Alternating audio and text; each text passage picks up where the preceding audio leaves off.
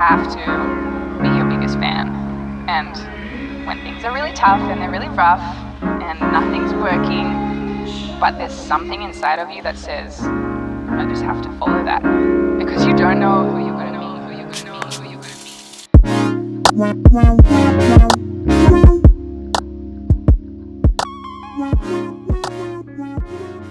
meet. Hello everybody and welcome to another video, and thanks again for all the new subscribers. It's been crazy to see how this channel has grown in just such a short period of time. You guys have inspired me to want to make more videos. You've inspired me to want to just keep cranking these things out and really grow this channel, so I really appreciate you all. But let's just dive right into it.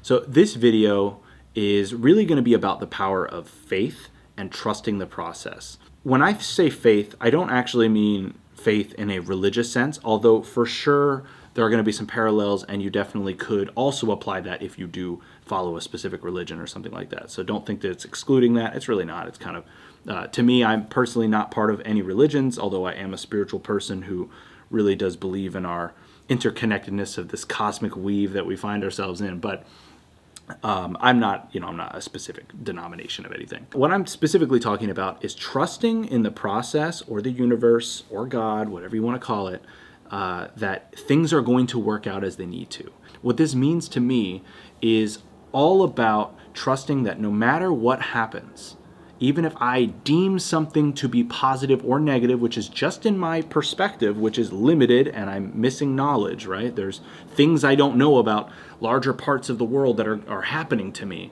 that I'm not going to understand whether something truly is positive or negative. And so trusting in the process that whatever happens to me is something that ultimately can be turned and twisted to my advantage, given my perspective on it. There's an ancient Chinese proverb, and it's all about the concept of like, we'll see. And I don't remember this, like the exact story. I'm going to give you a really butchered white man's version of it. But basically, there's like a guy who, let's say he's a farmer or something. I think he has horses. And so, the idea of it is that you don't know, in the limited context we have from our very limited perspective as a human being, in any given situation that we find ourselves in, you don't know whether something is quote unquote good or bad. And that perception is all based on, whatever you grew up with and whatever worldview that you might have about certain things. And so a lot of times, we get caught up in our definition of what we believe is successful, or what we believe is correct, or the thing that we believe we want. And it turns out that given enough time and context and a zoomed out perspective on whatever's happening, sometimes we might deem something that in the moment we thought was awesome, we might actually deem it to be not so great, and ended up being something that was like, man, with greater context, I thought that was a curse. And what I think is important about this is that this is ultimately written by you, right? This is, we are the ones who project this viewpoint onto whatever objective events are happening to us. We're using our subjective lens to cast a tint or a hue to whatever this thing is, regardless of whether it actually has merit, or regardless of whether it really holds any water. And when you realize that, and you take some time to step away from what you're doing, I think you get that greater perspective of like, wait a second, maybe this isn't as good as I thought it was going to be, or maybe this thing that I thought was bad actually was like the reason why I decided to go in this other direction, and that other direction ended up being the best thing for me. And so when you trust in the process, and you trust in the universe or God or whatever, that it is always going to take you where you need to be, it allows you, whether it's true or not, to get through these difficult times and to appreciate the good ones. And having that attitude of gratitude, as a lot of people say, and having that perspective of realizing like, not everything is about me, not everything is about my perspective or my worldview. Sometimes things are going to just happen. Sometimes they happen and they suck and there's no explanation and it just is what it is. But having the viewpoint of like, but I can make this work for me, ultimately is beneficial to you. So even if it's not objectively true, if you can at least get yourself into a state of mind where you realize like, well, even though this thing that I perceive to be really shitty is happening. It could be something like the loss of a family member. It's always tragic, never feels good. You in the long run might find that you gain a lot of strength from losing that person, and being able to hold that person in your heart and bring them back in the various ways where, you know, they get to live on through you. That could end up being such a strength for you in the future. And that doesn't take away from the pain of loss of losing that person, of course. Like that, it's never good to lose somebody who you love, whether it be physically on this planet or, you know, a relationship that goes bad or something like that. But at the same time, you know, if you're able to take that person's soul and essence with you and carry it on into the way that you see the world and in the decisions that you make moving forward, where you think about what would they do, then that perspective can ultimately be extremely powerful, and it might end up becoming something that puts you in a position greater than you ever were before, just because you learn to deal with the loss. It's easier said than done. You know, this isn't like, oh yeah, of course, yeah, just feel good when something horrible happens to you. Your car gets wrecked and now you have no car and you have no money and now you just lost your job because you couldn't get to, like, of course, obviously, like, things happen that are horrible and like can literally ruin you. And there are definitely things, especially in such a harsh and unforgiving system like capitalism, where if something goes wrong, there's no fucking safety net and there's nothing to get you out of it. Of course, like, there are life ruiner situations, and this is not to downplay or diminish it. People who go through those things do not deserve them because it happens to them. Sometimes bad things happen to good people, and that is the unfortunate reality of the world that we live in. If you are in situations that feel like world enders but aren't, and you are able to, you know, either financially recover or get yourself out of the hole that you're in, then of course, then your ability to kind of make that work for you is going to be powerful, and it's going to put you in a position that you probably couldn't have imagined years down the line. Before I decided to quit smoking weed, I was genuinely thinking of giving up on even making videos at all. I was genuinely thinking about giving up on making videos, trying to make a career out of it, and I was about to just throw in the towel and be like, I guess I'll just work a corporate job. You know, I have a good corporate job, and I'm grateful for it. It's like, I guess I'll just try to make it work in tech, and, you know, as long as they pay me a decent salary, then as long as I can go do things that I want to do in life, then that'd be great. That's not really what I want, but it was like I was accepting that, like, I guess that's the reality. I guess that's how it's going to work for me.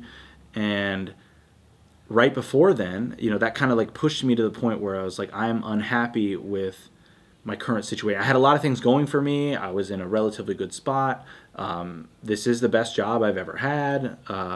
So, you know, I had a lot of positive things going for me, and yet I wasn't happy. I wasn't appreciative.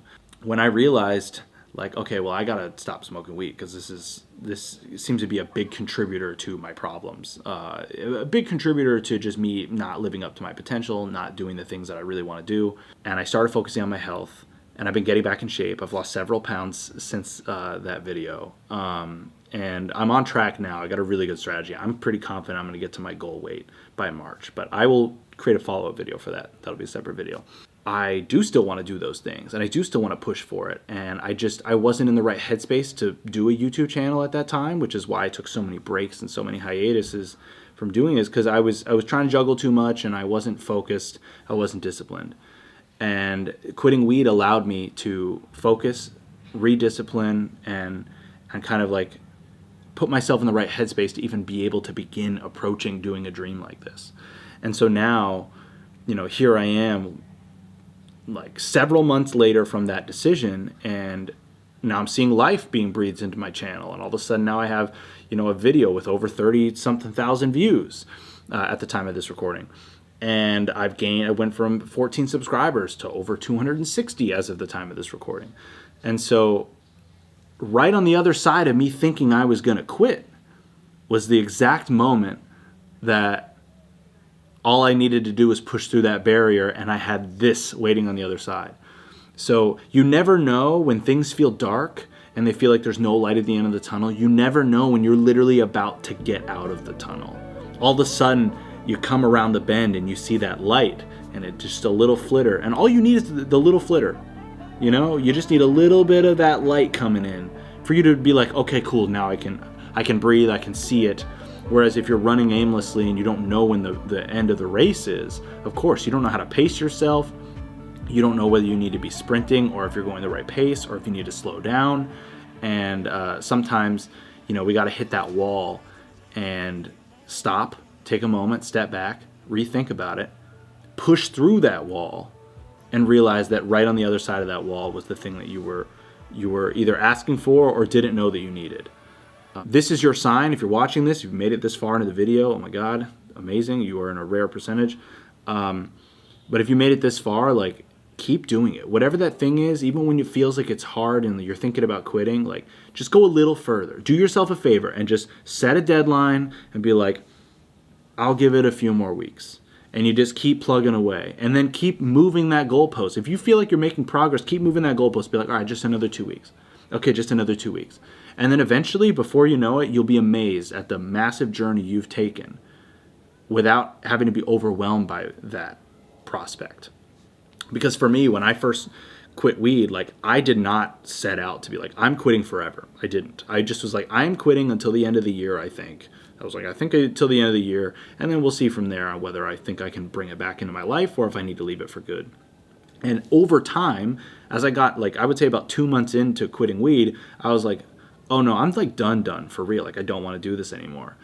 But I couldn't have made that decision when I first quit. That's intimidating. I had a whole identity that was wrapped up around smoking weed, you know? So to be able to remove that expectation and to just shift the goalpost, man, just all you got to do is just move the goalpost a little bit further down each time as you continue to approach it. And before you know it, you'll be so far away from where you began that you won't even recognize yourself. So trust the process. Do what you got to do, believe in yourself, and believe that everything is going to work out the way it needs to, and take the attitude of, we'll see. All right, thanks again for watching. Give me a like, subscribe, all of that. Comment below what you thought about the video. Let me know any of your thoughts, and I appreciate you all. Thank you so much for watching. Peace.